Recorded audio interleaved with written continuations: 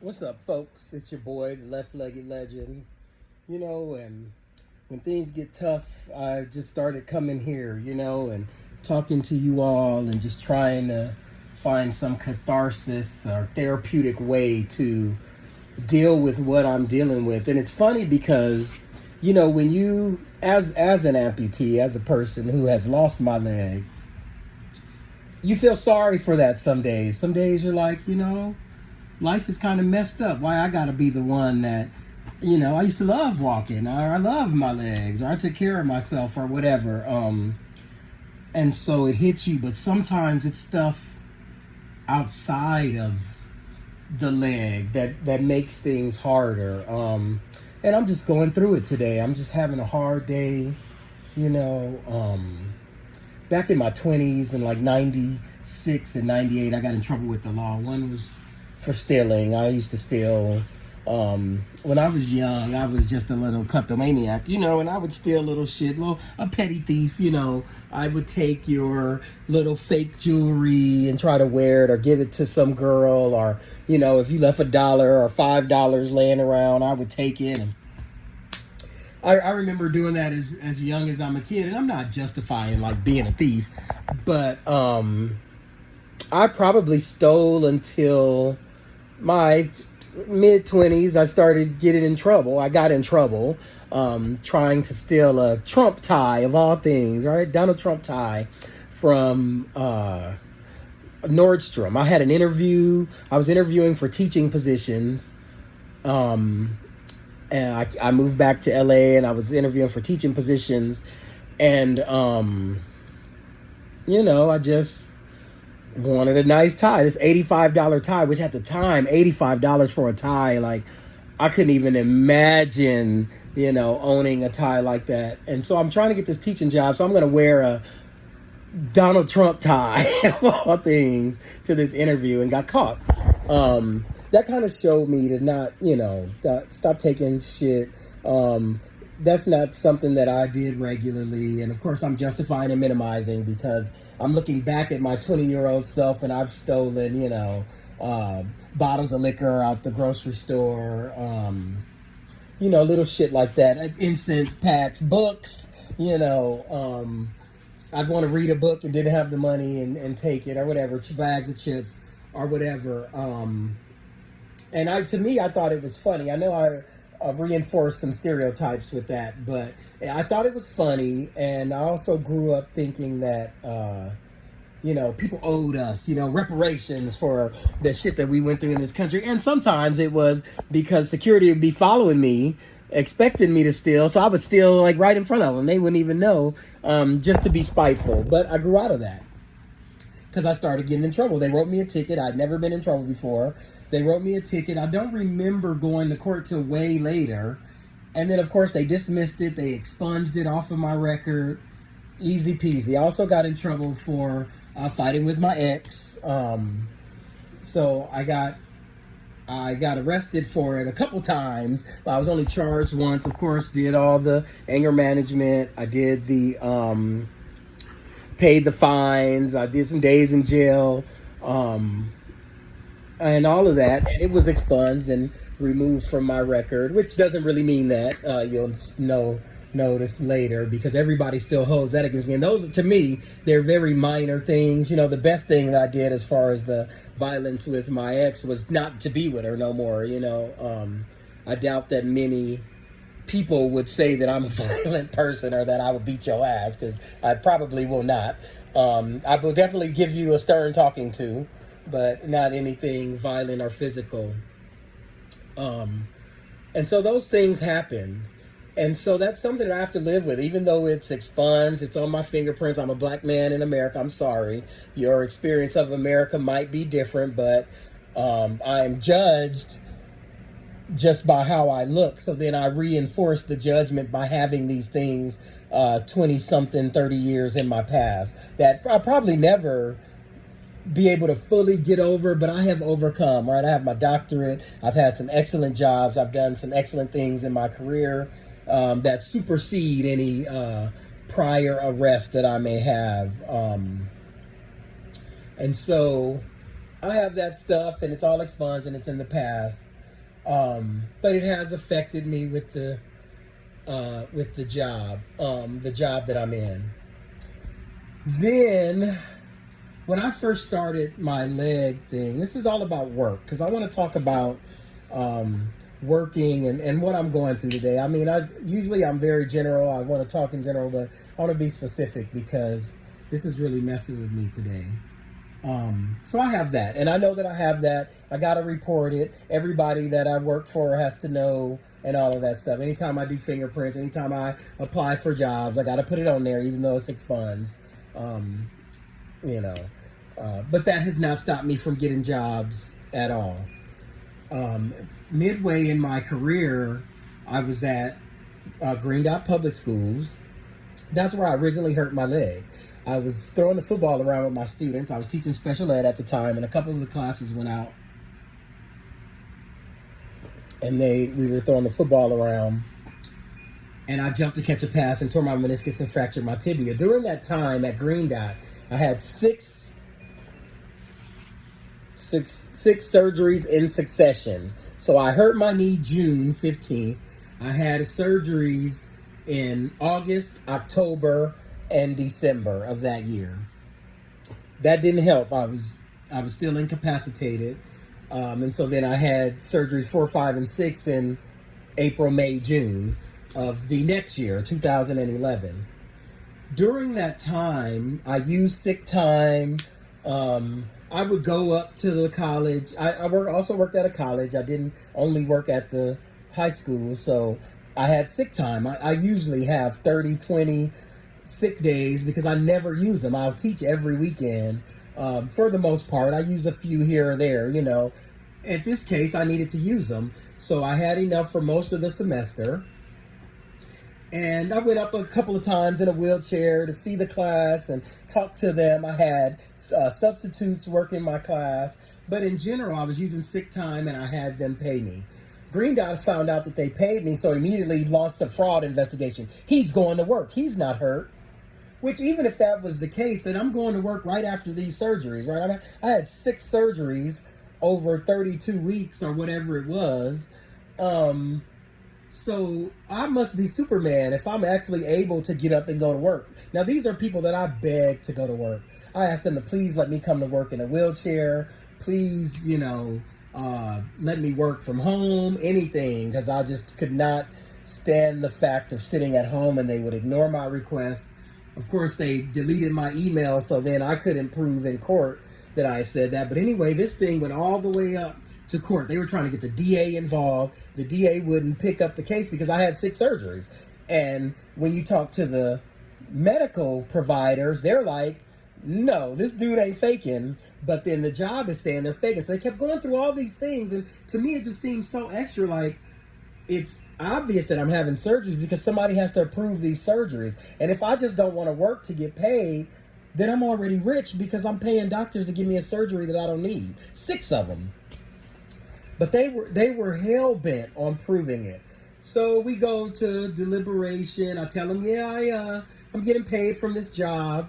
I'm using sick days. Have you ever been to the job? Yeah, I went a couple times, but I didn't really work. I went in the wheelchair and kind of talked to the students and told them what was going on, kind of updated them. But the doctor said to live, like to get up and do things. This note says I can't work, and even the notes that said, can work at this percent, they weren't accepting it unless I was 100%.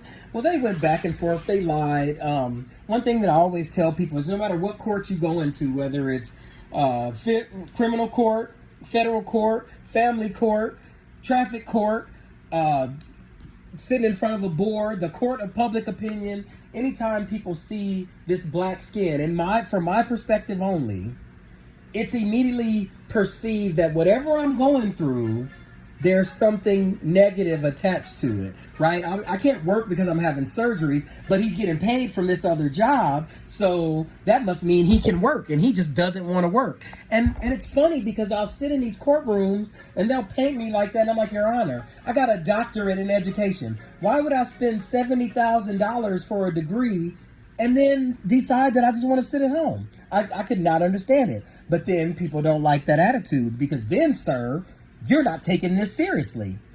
Like, I am taking it seriously. So anyway, they did all this stuff, and eventually it got to my credentials, which it always gets to, because the goal, I think, for some of these jobs is to absolutely break me. No matter even if I was faking my injury to not work, then fire me, fine me, arrest me, but don't take away I don't want to work, and then you take away my ability to work, so then I just get on GR and live with somebody, right? Because I don't want to work anyway. Why would I be fighting to work when I don't want to work?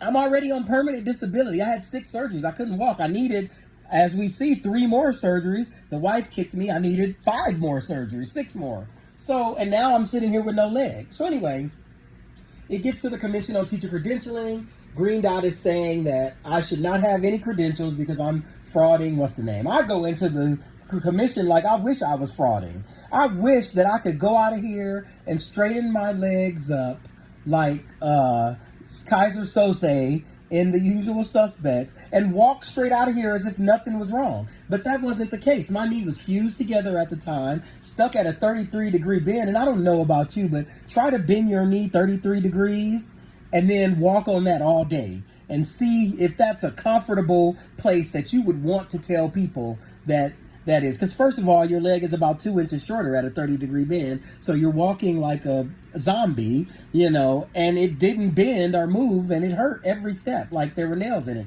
But we talked about that before. But anyway, we go to the Credential Commission. I stand in front of the Credential Commission and I show them, like I pull my pants leg up. Those of you that have seen my scars know it looked like the Frankenstein leg. So I wish I was faking. They dismissed that.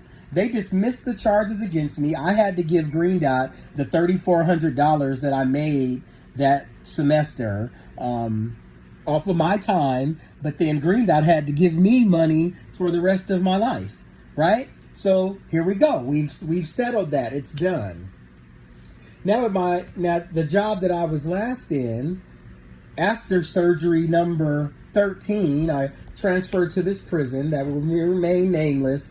I will talk in detail about this prison in writing. So buy my book in the future when I tell you that, because it's going to be a good, scathing, scandalous expose of California corrections from my perspective, right? And so I get there and I take a day off. I initially said I was going to be late, and then I decided I wasn't going to go. I was still teaching down at San Diego State, so I had to go to San Diego State. Everybody there knew it.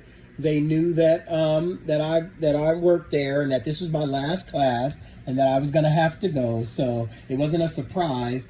But then I forgot to put it on my timesheet, and I did. I did forget to put it on my timesheet, although nobody ever said that I made a mistake until 14 months later. I was in the Office of Internal Affairs about this day off because I lied. I said that I was sick and I wasn't sick, and I went to San Diego State and all of this stuff. Again, I thought bullshit. They're just, here we go again. Accuse a black man of anything. And most of you guys, unfortunately, what happens with allies or our friends who we are trying to teach to be anti-racist, instead of saying, Link, this is ridiculous, there is a process for them to recoup the time or money that you got that day. Most of you say things like, well, you did take the day off. Like, come on. You ain't never heard of nobody getting fired for having their timesheet wrong without the ability to fix it and still lie, right? It doesn't happen, and you can't convince me of that. I mean, you can go in the comments and try, but I promise you won't convince me of that, because I've had staff to do it, and I provided them every ample opportunity to fix it because I'm not coming after nobody. So anyway, once again, and also they said I lied in some memos. So once again, I'm going back up to the Commission on Teacher Credentialing, and that is the part that hurts. I get a letter from the Attorney General of the state of California, and I have to go up and once again fight for my credentials. Now, y'all, I don't mean to be a pessimist, but there are people molesting kids in these schools that we have to catch and find and do things with. The dude gave the kids semen cookies, you know.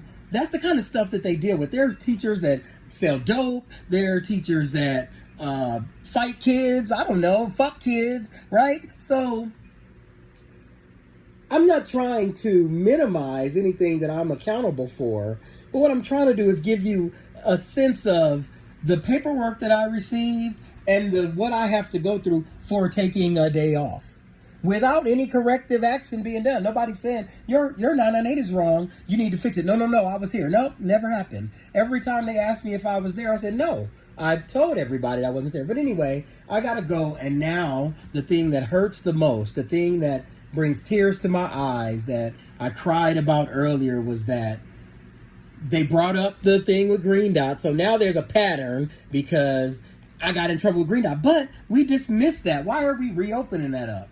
You know? And unfortunately, it's because people that look like me, people that look like some of you, can't make an honest mistake because we're bad to the core. We're not... We will do everything that we do. We have to be accountable and responsible. So I'll see coworkers that look differently than me be able to make mistakes. Oh, he just made a mistake, right? But when it comes to people that look like me, then he did it on purpose. He's trying to come up. That little $500 that I got for that day, you know, was going to change my life. I was willing to risk my whole career over a $500 day when I have 166 hours of sick time and I got money, so I could just pay you back the day. But I was never offered that those options. So I guess I'm just feeling in my feelings. I feel like I'm in a period of loss. I have given up more than half of my salary to my ex-wife because I walked into family court, unfortunately, looking like I do. And I also thought that I should look good going in court, but it was quite the opposite. I should have looked broke when I went into court. Lose my leg, you know, and dealing with all of that. And now here's a whole other entity challenging my job over a day off. And a memo that they said I lied about, where the judge in that case said they couldn't say that I lied, because to him, everything that I said in the memo was true when I wrote the memo. So it's this weird, to use a Donald Trump phrase, to bring it full circle with me getting caught with a Donald Trump tie, it's a real witch hunt. The only difference is I don't have any allies. You know, I have my friends at work that will go to bat for me and do everything they can for me. But nobody is saying this is wrong, right?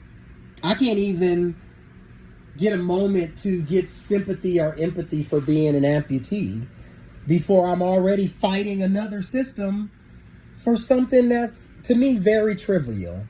So anyway, I just thought everyone should know that if we can come together as, you know, amputees, as empaths that feel the pain that I'm going through. I just hope that some of these things that we talk about here on Left-Legged Legend will extend beyond that. You know, it's not enough for people to just be nice and help me with my bags and do all that stuff, which I truly appreciate. Push me in wheelchairs and do all of that.